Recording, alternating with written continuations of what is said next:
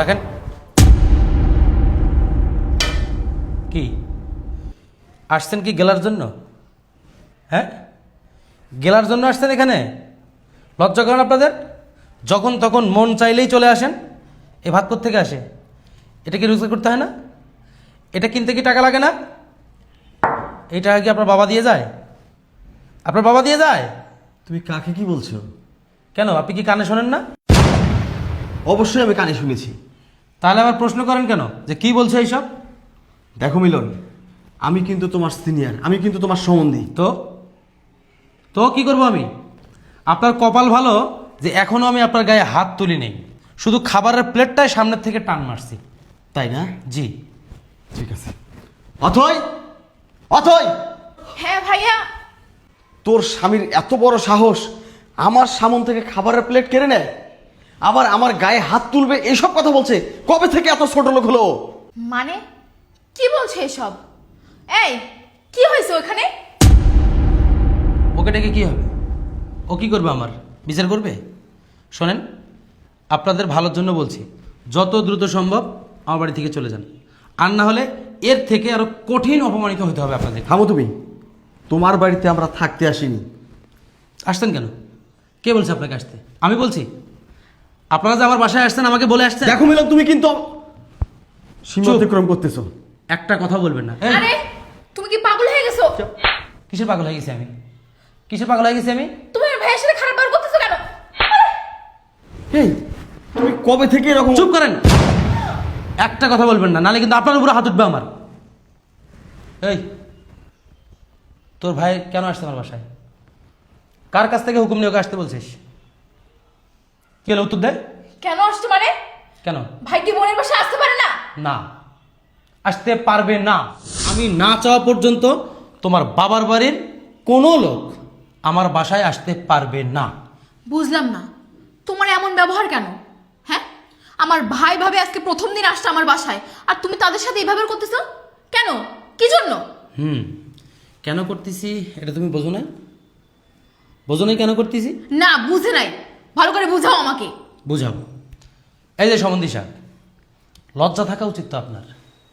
আপনার তো বিন্দুমাত্র লজ্জা শরম থাকা উচিত যে আমি যে বোনের বাসায় যাব, দুলাভাইকে একটু বলে যাই, বোন জামাইকে একটু বলে যাই, আমাকে বলে আসছেন। মন চাইবে চলে আসবেন, আজকে আপনি আসবেন, কালকে আপনার বাবা আসবে, পরশুদিন আপনার মা আসবে। এটাকে আমি নঙ্গরখানা খুলে বসছি নাকি যে যে আসবে আমি তাকে এতিমদের মতো মুক্ত হস্তে খাওয়াবো? তাই নাকি? আমার বাপ ভাই ভাবি আসলে সমস্যা, তোমার যখন ভাই আসে তখন? চুপ! একটা বাজে কথা বলবা না, আর তুমি একটা বাজে কথা বলবা না,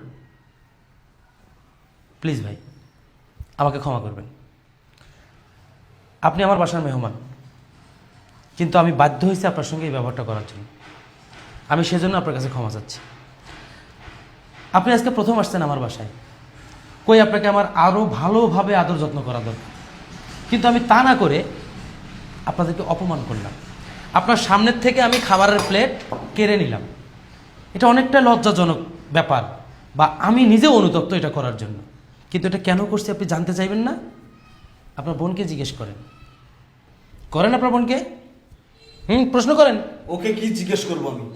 যা করার তুমি তো নিজে করেছো, যতটুকু অপমান করার তুমি আমাকে করেছো। হ্যাঁ। এরপরও কি তোমরা ভাবো অবশ্যই আর কখনো কোনোদিন তোমার বাসায় আমি আসবো? আপনি আমার বাসায় আসবেন কিনা আমি জানি না, তবে আমার কথাগুলো যদি আপনি না শুনে যান তাহলে হয়তো আপনি অনেক বড় একটা ভুল করবেন। এই, আজকে সকালে বাসায় কি হয়েছে এটা কি তুমি নিজের মুখে স্বীকার করবে, নাকি আমি তোমার ভাইকে তোমার ভাবিকে জানাবো? কি হয়েছে মানে? কি আর হবে? কিছু হয়নি। কিচ্ছু হয়নি? না। আবার মিথ্যে কথা বলছো? ভাই শোনেন, আজকে সকালবেলার এই রাখেন, রাখেন। বোন, শোনেন, আমার ভাই আর ভাবি আসছে, ওরা এখন ভাত খাবে, আপনি এখান থেকে যান, পরে খেয়েন। আমার না প্রচণ্ড খিদে লাগছে, ওদেরকে না হয় পরে রান্না করে খাওয়াইও, আমি বাইরে যাবো তো, আমি না হয় খেয়ে যাই। এই যে আপনি হুকুম করার কে? আপনি আমাকে হুকুম করার কে? আমি কি আপনাকে সেই অধিকার দিয়েছি আপনি আমাকে হুকুম করতেছেন? হুকুম করতে আসছে।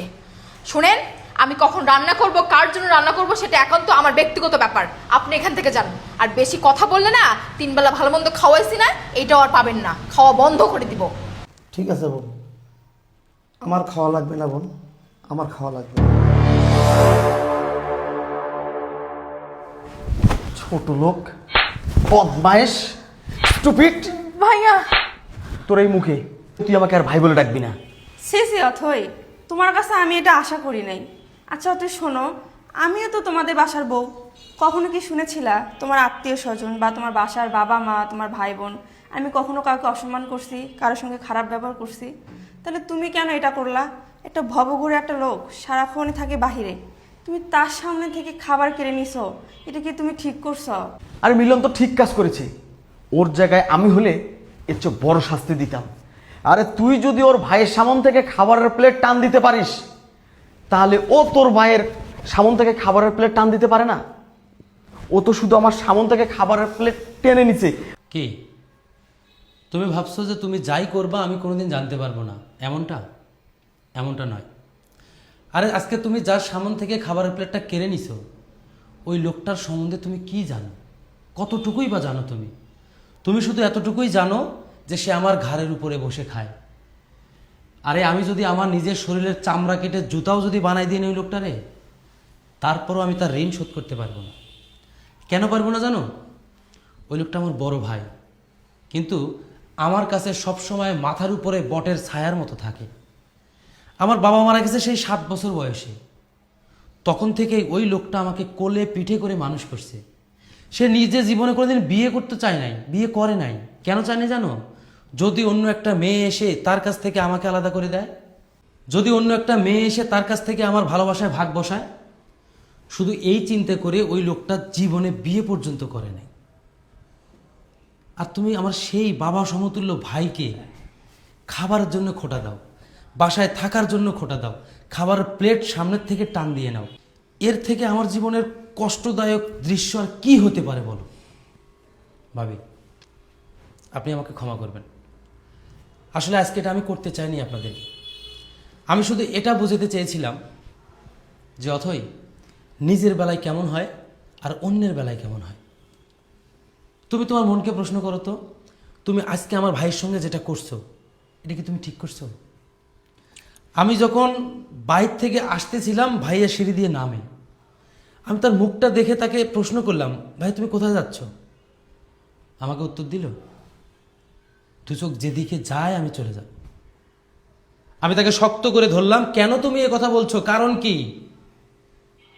তারপরে আমি জানতে পারলাম তুমি তার সাথে কতটা নির্মমতা করো, কতটা নিষ্ঠুর তোমার অন্তর। ভাইয়া, এর বেশি আমার আর কিছু বলার নেই। আপনার বোনকে তো আপনারা আমাকে দেখে শুনেই বিয়ে দিয়েছেন। আমার সংসারে তো আর কোনো ঝামেলা নাই, একমাত্র আমার ওই ভাইটা ছাড়া। আমি আপনার বোনের মতো 1000টা মেয়েকে কোরবানি দিতে পারবো, কথার মাধ্যমেই আমি ছেড়ে দিতে পারবো, কিন্তু আমি আমার ওই ভাইকে ছাড়তে পারবো না। ও একটা কথা আছে না, যার চলে যায় সেই বোঝে হায় বিচ্ছেদের কি যন্ত্রণা। আসলে আমার যে কতটা যন্ত্রণা হচ্ছে এটা আমি আপনাদেরকে বুঝাতে পারবো না। এবার আপনার কাছে আমার একটা অনুরোধ, দয়া করে আপনার এই শিক্ষিত অমানুষটাকে একটু বুঝিয়ে যাবেন। যদি সে আজকের ঘটনার পরে শুধরায় তাহলে ভালো, আর যদি না শুধরায় তাহলে আমার কিছু করার থাকবে না। সে অথই, আমরা তোমার কাছে এটা আশা করিনি। শোনো, প্রত্যেকটা নারীর কাছে শ্বশুরবাড়ির লোকজন হচ্ছে অলংকার। তুমি সেই অলংকারকে গলাতে জড়াতে শেখো, ফেলে দিও না। এই থামো তো, তুমি কাকে কি বলছো? তুমি জানো না বাংলায় একটা প্রবাদ আছে, চোরে শোনে না ধর্মের বাণী। ওকে এইসব কথা বলে লাভ আছে? ও তো মানুষ নাই, ও অমানুষ হয়ে গেছে। আমার ইচ্ছে করছে ওর পা থেকে মাথা পর্যন্ত আমি, কিন্তু সেই অধিকারটুকু তো আর আমার কাছে নেই, কারণ ওকে বিয়ে দিয়ে দিয়েছি।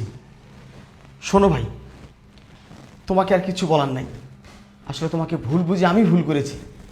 আজকের পর থেকে তোমাকে কথা দিয়ে যাচ্ছি, ওকে তুমি মারবা, কাটবা, কি করবা এটা একান্তই তোমার পার্সোনাল ম্যাটার। আমার কোনো পরিবারের লোকজন তোমার কাছে কৈফিয়ত নিতে আসবে না।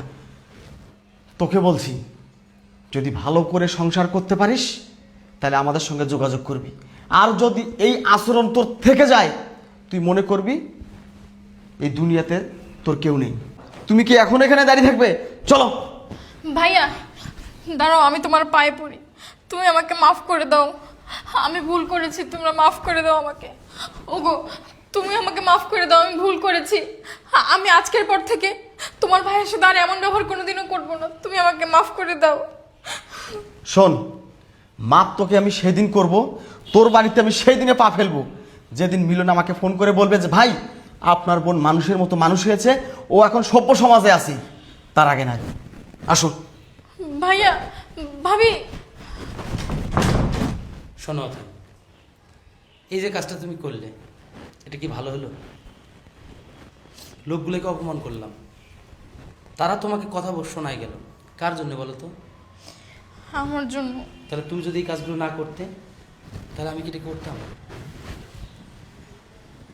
ভাই, আমি, তুমি, এছাড়া আমাদের আর কে আছে? এটাই তো আমাদের সংসার।